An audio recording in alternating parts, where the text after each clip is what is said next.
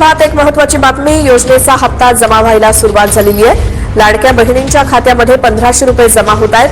KYC पूर्ण झालेल्या महिलांनाच हप्ता यायला सुरुवात झाली आहे. महिलांच्या खात्यामध्ये पैसे जमा झाल्यामुळे सध्या आनंदाचं वातावरण आहे.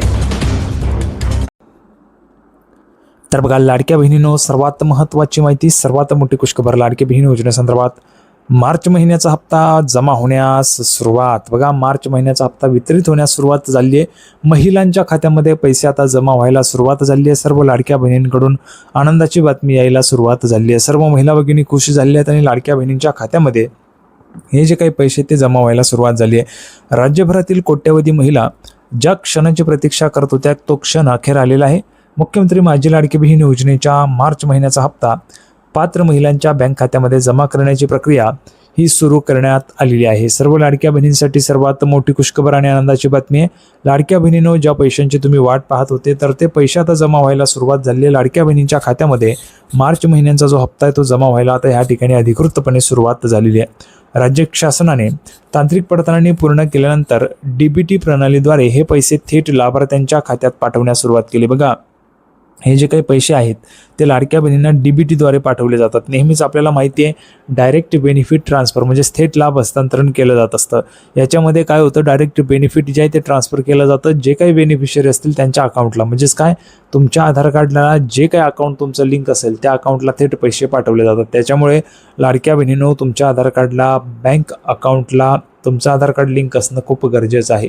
जर तुमच्या बँक अकाउंटला आधार कार्ड लिंक नसेल तर तुम्हाला पैसे जमा होत नाही. त्याच्यामुळेच भरपूर महिला भगिनी आहेत ज्यांना पैसे यायला अडचणी येत आहेत, कारण त्यांचं आधार कार्ड हे बँकेला लिंक नाही आहे.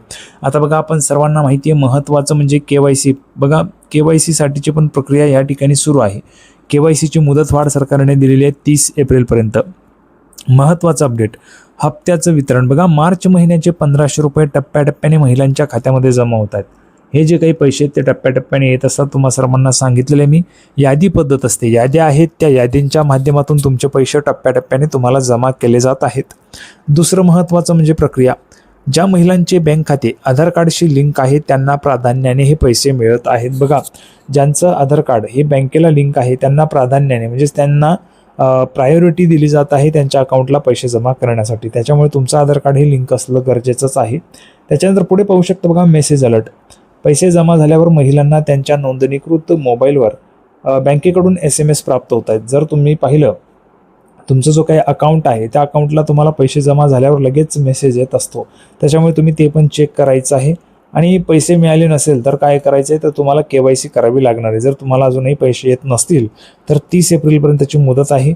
त्याच्या अगोदरच तुम्हाला व्हिडिओच्या माध्यमातून मी माहिती देतोय की लवकरात लवकर तुम्हाला KYC करणं गरजेचं आहे. जर KYC झाली तर तुम्हाला पैसे यायला सुरुवात होणार आहे. त्याच्यामुळे सर्वांनी लगेच KYC करून घ्या. जे काही अडचण असेल ते तुमचे सॉल्व्ह झाले असेल. काही अडचण असेल तर कमेंट बॉक्समध्ये विचारू शकता. व्हिडिओ आवडला असेल तर व्हिडिओ लाईक करा, चॅनलला सबस्क्राईब करा. लाडकी बहीण योजनेची नवीन अपडेट घेऊन पुढच्या व्हिडिओमध्ये आपण पुन्हा एकदा भेटूया. तोपर्यंत धन्यवाद.